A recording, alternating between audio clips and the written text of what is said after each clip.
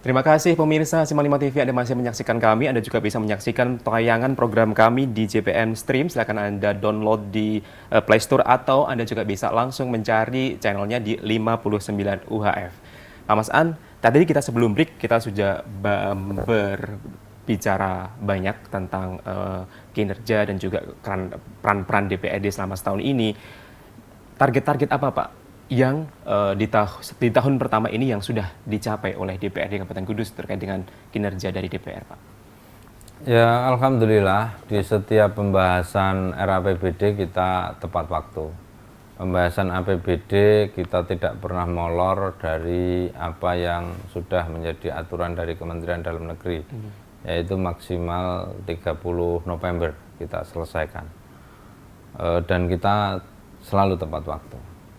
Selanjutnya untuk kegiatan-kegiatan yang lain, target kami adalah bagaimana kebijakan-kebijakan khususnya di era pandemi ini kita bisa memberikan pelayanan kesehatan yang maksimal untuk masyarakat. Maka kami mengundang dari OPD yang terkait kesehatan, apakah itu DKK, rumah sakit, puskesmas untuk bisa melayani secara maksimal. Kebutuhan apa yang dibutuhkan di rumah sakit maupun DKK dan puskesmas kita fasilitasi.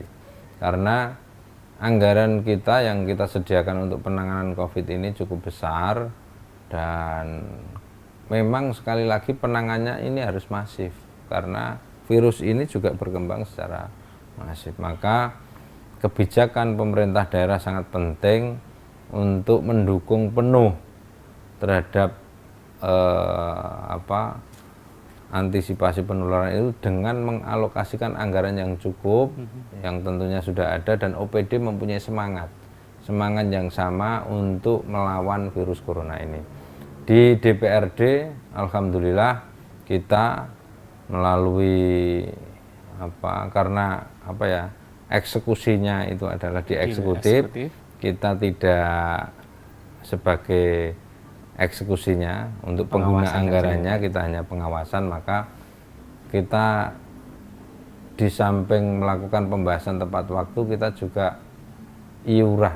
Jadi anggota DPRD ini kita bersama-sama iuran untuk membantu kebutuhan masyarakat. Misalnya dengan kita bagi-bagi masker, kita bagi-bagi nasi bungkus, kita bagi-bagi hand sanitizer, sabun dan lain sebagainya. Itu kita lakukan kegiatan bansos, kita baksos tanpa menggunakan APBD. Jadi kawan-kawan iuran dari anggota DPRD untuk kita lakukan bakti sosial, salah satunya adalah untuk penanganan COVID ini. Jadi ini yang sudah kita lakukan dan ini berkesinambungan. Jadi sampai hari ini pun juga kita melakukan bukan hanya penanganan COVID saja, tetapi juga kebutuhan dasar masyarakat yang memang penting. Misalnya ada jembatan ambrol yang memang harus segera kita benahi, ya kita lakukan pembenahan sementara, dan itu sudah kita lakukan, termasuk juga bedah rumah kita juga lakukan itu. Ya intinya untuk membantu kebutuhan masyarakat yang memang tidak bisa kita lakukan menggunakan APBD. Kenapa? Karena APBD itu kan berproses. Kalau kita iuran kan cepat terselesaikan, tapi tentunya jumlahnya tidak bisa banyak.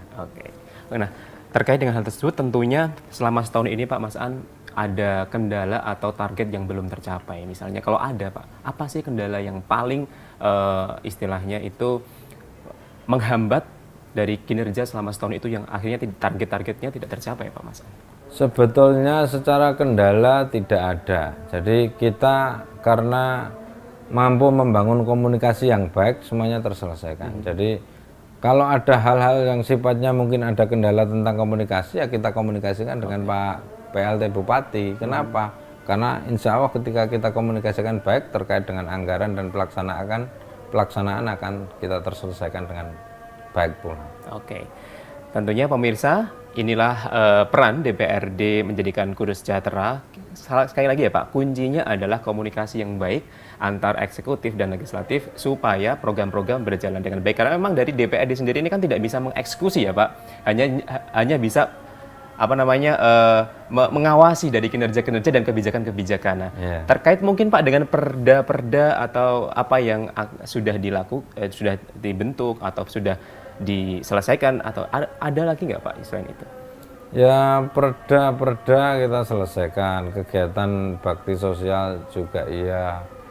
Terus sosialisasi ke masyarakat tentang penggunaan protokol kesehatan juga iya kita lakukan. Jadi kita melakukan fasilitasi kepada masyarakat yang memang membutuhkan. Jadi kalau memang ada keluhan apa disampaikan ke kita, aspirasinya ke kita, terus kita fasilitasi untuk kita komunikasikan bersama eksekutif sebagai pengguna anggaran itu. Pengguna anggaran. Ya. Selama setahun Pak Mas An menjabat sebagai DPRD, bagaimana sih Pak sebenarnya memaknai kritik tanda kutip dari masyarakat, baik dari lawan politiknya seperti itu. Bagaimana teman-teman di DPRD ini memaknai kritikan terhadap DPR, Pak? Ya biasalah, kita kan hidup di dalam akuarium. Jadi kita harus sadar bahwa apa yang kita lakukan masyarakat umum melihat. Jadi kita harus sadar itu. Maka dalam proses melakukan tugas DPRD kita harus paham dalam arti ketika ada kritikan, ada saran dari masyarakat, ya memang biasa saja. Yang terpenting kita mempunyai komitmen kepada masyarakat untuk tetap bagaimana kita melihat secara langsung, memperjuangkan apa yang menjadi kebutuhan masyarakat, memperjuangkan, merealisasikan.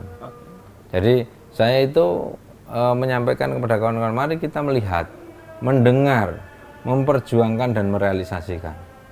Ketika ini dilakukan, pasti anggota dewan ini mempunyai komitmen yang kuat terhadap masyarakat, sehingga masyarakat tidak rugi. Oh, saya punya anggota dewan yang betul-betul mewakili suara rakyat, mewakili suara mereka, sehingga apa yang menjadi keinginan itu bisa tersampaikan dan direalisasikan.